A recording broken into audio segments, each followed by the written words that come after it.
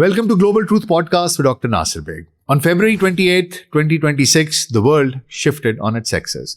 In a matter of hours, a massive, coordinated US and Israeli air campaign struck the heart of Iran, killing its top leadership and plunging the Middle East into an open hot water. For 108 days, the world held its breath. We saw retaliatory missile strikes tearing through regional bases, a total naval blockade, a critical shutdown of the Strait of Hormuz, and a global energy crisis that sent shockwaves right into the wallets of everyday families worldwide. Now, in June 2026, a tentative 60-day extension of a ceasefire, the Islamabad Memorandum of Understanding, brokered through exhausting rounds of diplomacy by Pakistan, has paused the bombs.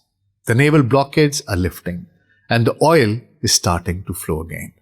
But while politicians argue over highly enriched uranium stockpiles and sanctions relief in air-conditioned rooms, a different kind of war is being fought on the streets of modern America. For millions of Muslim Americans, this isn't a geopolitical chess match.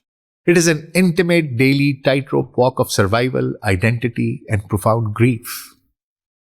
To understand the weight of this war, you have to understand the unique makeup of the Middle Eastern and Muslim diaspora in the United States. It is not a monolith. It is a mosaic of deeply distinct communities, Iranian, Lebanese, and Arab Americans, each processing this crisis through a different lens of historical trauma. Take the Iranian American community. For decades, many have lived in a complex exile, frequently critical of the autocratic clerical regime in Tehran, yet fiercely proud of their Persian heritage and deeply protective of their families back home. Consider the perspective of Sahar, a 34-year-old Iranian American graphic designer living in Los Angeles. What she says, I'll tell you in her words. When the news broke on February 28th that the supreme leader was assassinated, my phone exploded. Half of my family back home was terrified of total structural collapse, and the other half was terrified of American bombs. You can want freedom for your people without wanting your childhood neighborhood reduced to ash by B-2 bomber. Watching your own tax dollars fund the destruction of your own homeland. It splits your soul in half. A few hundred miles away, the Lebanese American community faced a parallel nightmare. When Israel launched intensified airstrikes in April, raining down destruction on southern Lebanon and Beirut, the ceasefire lines blurred. Yusuf, a Lebanese American grocery store owner in Dearborn, Michigan, captures the exhausting anxiety felt by so many. He says, the US and Israel claimed Lebanon wasn't part of the ceasefire. Pakistan and Iran said it was. While they argued over the semantics of a document signed in Islamabad, my aunts and uncles were fleeing southern Lebanon with nothing but the clothes on their backs. To be Arab in America right now means living in two realities. You work your 9 to 5 here, you pay your taxes, and then you spend all night sending wire transfers and praying your relatives answer your WhatsApp messages. But the trauma isn't just imported from overseas. As fuel prices rose and inflation crept upward in the wake of Hormuz shutdown, a familiar dark American coping mechanism reemerged. Whenever the United States goes to war in the Middle East, the domestic fallout lands squarely on the doorsteps of anyone who looks, speaks, or prays like the perceived enemy. Reports of Islamophobia, xenophobia, and anti-Arab harassment in the United States surged significantly within the first 30 days of the conflict, with official rhetoric demanding unconditional surrender.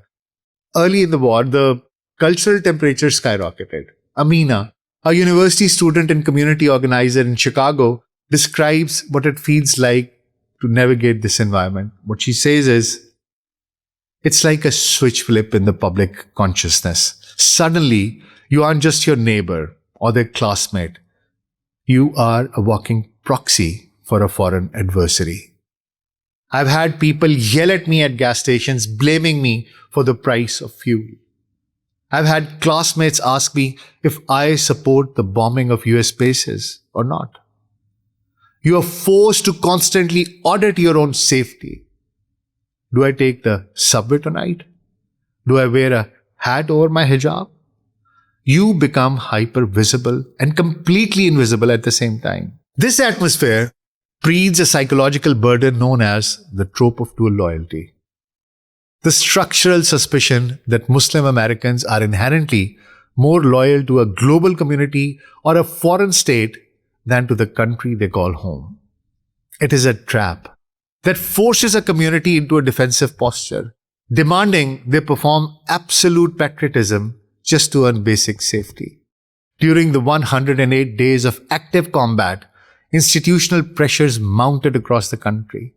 In the corporate world, professionals reported quiet reprimands or sudden social media audits for expressing grief over civilian casualties in Iran and Lebanon. On college campuses, students faced disciplinary actions for organizing anti-war protests, which administrators frequently framed as a security threat. Beneath it all lay a collective anxiety reminiscent of the post-9/11 era, where community members wondered if their mosques or charity groups were once again under surveillance. Yet, despite the pressure, the response from the diaspora hasn't been silence. It has been a powerful pivot toward mutual aid and coalition building. Black, progressive, and anti-war Jewish groups have stood shoulder to shoulder with the Muslim organizations, marching in cities across the country to demand that the Islamabad peace talks become a permanent framework for peace. And now, as we sit in this fragile diplomatic window established by the Islamabad Memorandum, the future remains incredibly volatile. The structural root of the conflict, Iran's dismantled nuclear ambitions, crushing economic sanctions, and ongoing regional military operations are still burning beneath the surface. The ceasefire is under daily strain, and true stability feels miles away. But for Muslims and the Middle Eastern Americans, something fundamental has already shifted. This war has solidified a fierce generational realization. The diaspora cannot afford to live in the shadows, nor will it allow its identity to be dictated by geopolitics. Amina sums up the sentiment of a generation when she says, "We are done apologizing for existing during a crisis. Our grief for the people of Iran, Lebanon, and the region isn't un-American. It is deeply human, and our right to be safe in our homes, our schools, and our mosques here in America isn't up for negotiation, no matter what happens across the ocean." The bombs in Tehran have paused, and the ships are moving through the Strait of Hormuz once again. But the true cost of this war is still being tallied, mired not just in barrels of oil or defense budgets, but in the resilience of a community fighting to hold on to its identity, its safety, and its heart, right here at home. I would love to know what you want to say about it. I'll be waiting for your comments. Take good care of yourself.